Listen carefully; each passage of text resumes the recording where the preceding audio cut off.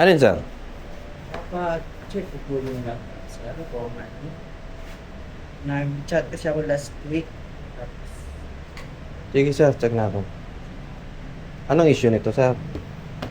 hindi siya na po power on, sir. Bigay kasi po sa akin yung sir. Then, Hmm.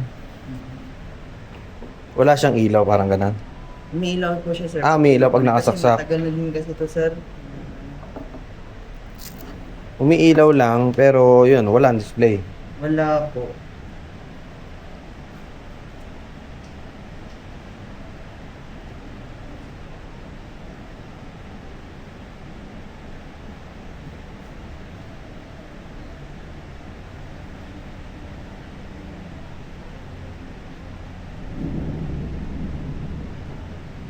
Yan, ganyan lang siya maghapon. Kumbaga, tapos walang display na.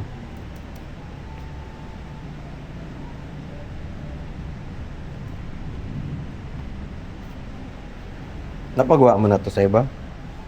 Di pa? Walang kasi, kay father kasi ito, sir. Kay father. Binigay lang sa akin kasi kailangan sa pag-aaral. Ganun. Binigay sa'yo na ganito na ang ano. Oo, actually, sir, meron siyang may charger to siya na original niya talaga. Pero kailangan kasi ng kapatid ko kasi may laptop na niya na Lenovo. So, yun. Bumili ako ng ganito. Na set nito, bago to. Opo. Ngayon ko lang na po siya na-order. Ito po yung actually, nung Thursday pa po. Check ko. Okay. Try natin gawin, ano? May ilaw kasi halos lahat, pero walang display. Hindi yan sa battery, sir. Pag sa hindi. Kasi pagka ganito kasing model, kahit walang battery under, kahit walang battery magdi-display yan. Yun nga lang, pagka hinugot mo, syempre mamamatay kasi kung sira ang battery. Parang direction. Parang direct lang. Yun, dapat mag-display pa rin. Kasi pag hinugot natin, yan, kung tutusin, nag-charge naman siya, tinanggal ko na, blink pa rin siya ng blink. Yun nga lang, wala pa rin display. Try natin sa repera natin. Sir, okay. Charge yan, sir. Yun sa chat natin. Try muna natin, may bawas naman yan. A few moments later.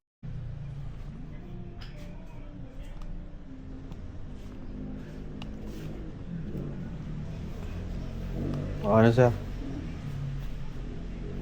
Windows 10 Pro to, sir. Okay lang, Windows 10. Paano po malalaman yung specs nito, sir? Specs. Ito.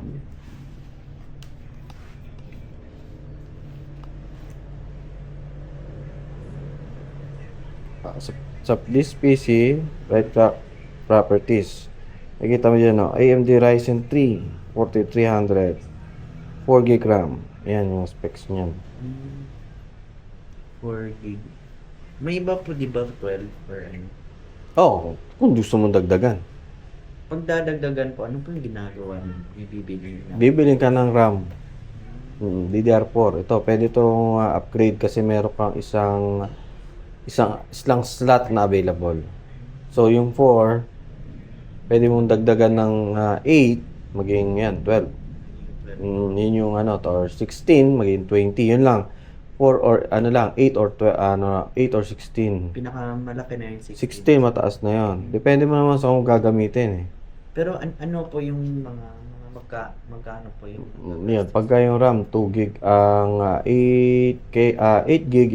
yung battery niyo po, okay? Okay naman, nag-charge naman siya. Pwede i-try ko yung YouTube.